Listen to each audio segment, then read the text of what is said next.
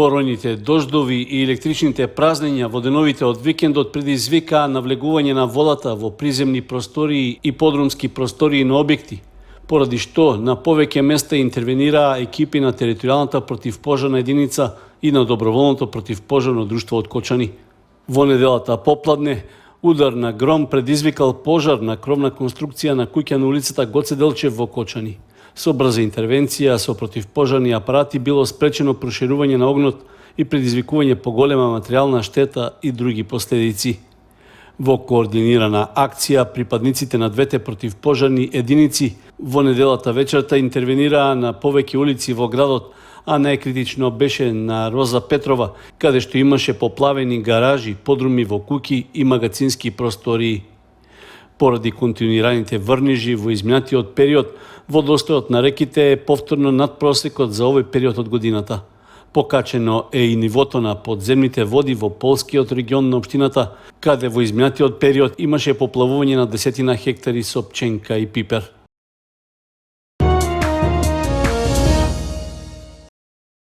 Независниот синдикат на полицијата беше организатор на првите централни спортски игри, што викендов се одржаа во спортско-рекреативниот центар Пониква.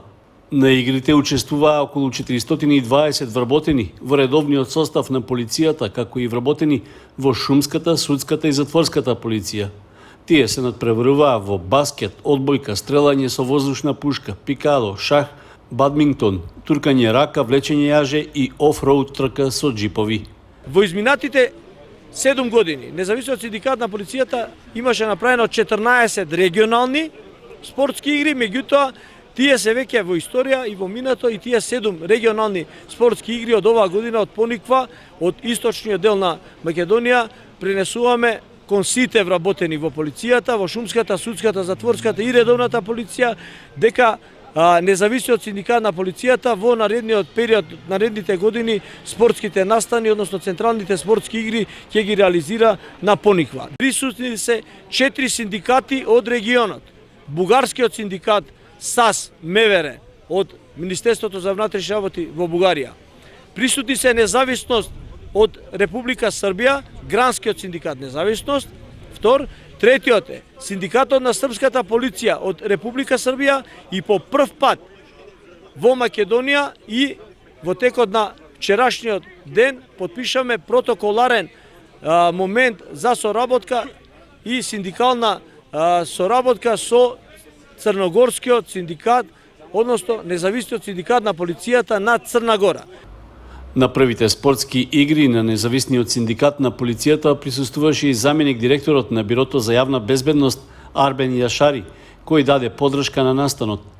Комисијата за спорт на Независниот синдикат на полицијата обезбеди медали, пехари и признанија за најдобрите надпреварувачи во сите спортски дисциплини во екипна и поединечна конкуренција.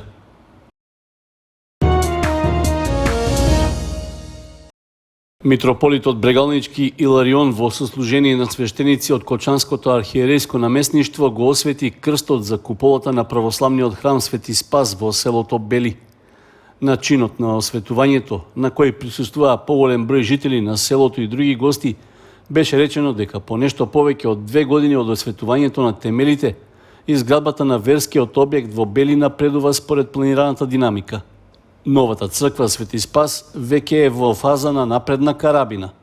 Посебен чин, посебна радост, што еве по изградувањето на надворешноста на црквата го поставуваме крстот на куполата, кој што ќе сведочи како символ и како знак на победа над секакво зло, а воедно и како што кажавме во молитвата, крстот е победа на секакво зло, крстот е сила на сите православни христијани кои што му се поклонуваат. Знаеме дека на крстот Господ Бог доброволно се принесе како искупителна жртва и тој крст постана животворен, чудотворен, кој што дава сила и моќ и победа над секакво зло. Се надеваме дека после осветувањето на крстот набрзо ќе почне и внатрешното уредување, тоа значи малтересувањето, односно подготвувањето за фреско живописот, иконостасот и дај Боже набрзо да го осветиме овој храм, кој што ќе биде и радост и украс и на нашата Света Македонска православна црква, но исто така и на целата Вселенска православна црква, а најмногу на мештаните кои што живеат овде во Бели и на сите оние добронамерни луѓе кои што даруваат и помагат да се изгради овој храм. Крстот на куполата на црквата во Бели е донација од вработените во компаниите Think Inox, Ruен Inox Автомобиле и Think Invest. Новата црква Свети Спас се гради врз основата на поранешниот верски објект, што беше срушен поради оштетувањата и дотраеноста на материјалот. Пред почетокот на реконструкцијата, односно изградбата, проценките на црковниот одбор од Бели беа дека објектот ќе чини околу 120.000 евра. Во изминатите 2 години, со подршка на сегашни и поранешни жители на Бели, како и на други верници, обезбедени се над 70.000 евра.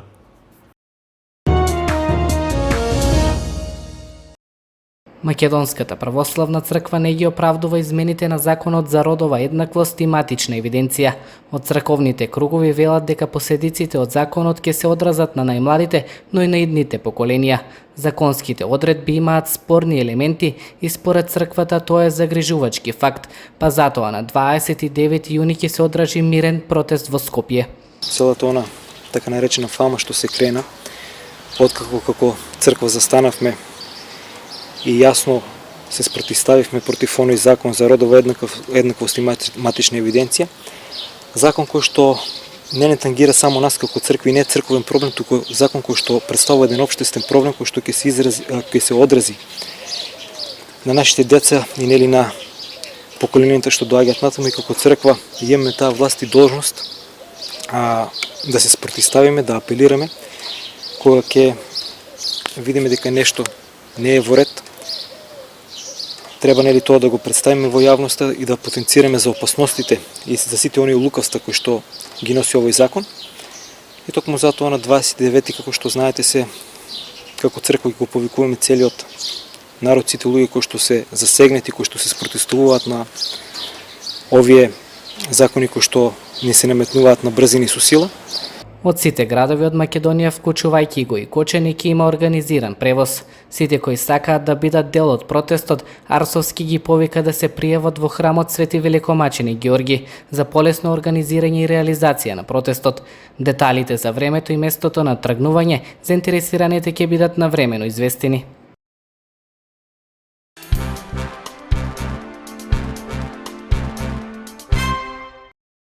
Во петокот попладне во библиотеката Искра беше промовирана збирката поезија Патека од ружи од авторката Ружа Стојмилова. Таа е нејзина втора книга, а инспирација да ја создаде добивала од секојдневниот живот.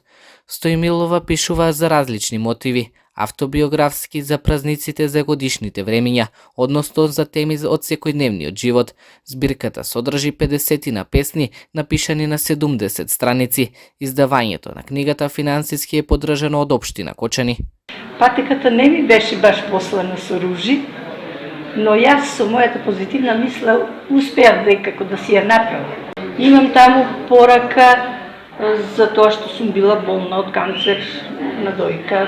Имам порака дека автобиографски ми се песните посветени на сопругот, што прерано замина на 56 години. И така, празнината што ја чувствувам и имаш инспирација да пишуваш. Модератор на промоцијата беше Љубинка Ајтовска, а промотори беа Иван Котев и Ленче Стојменова. Книгата на Ружа Стојмилова е едно изворедно литературно дело.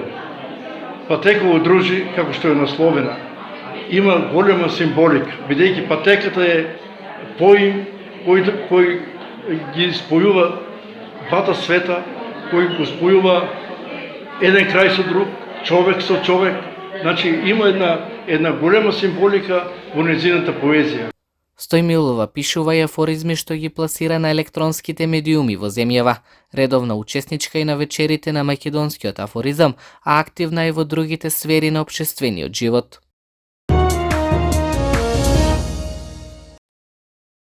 Во малата сала на мултикултурниот центар во петокот вечерта беше промовиран романот Отуѓување од авторот Ѓорги Мешков од Кавадарци. Книгата е пишувана по вистински настани кои се случуваат, но се уште траат во наше време. Темата е отуѓувањето на децата како појава и процес на кој се изложени голем број млади.